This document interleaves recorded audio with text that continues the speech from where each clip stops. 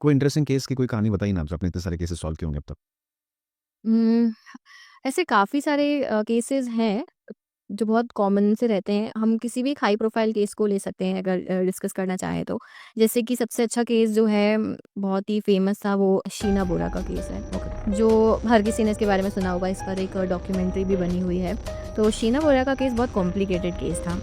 जिसमें उसकी biological mother Indrani Mukherjee, उसको लेके बहुत सारी चीज़ें चलती थी। इंद्रानी मुखर्जी शीना बोरा को ये बोलती थी कि तुम मुझे दीदी बोल के बुलाया करो, तो बहुत कन्फ्यूजन चलता था कि ये इसकी बेटी है या बहन है, ये क्या है, कन्फ्यूजन में था।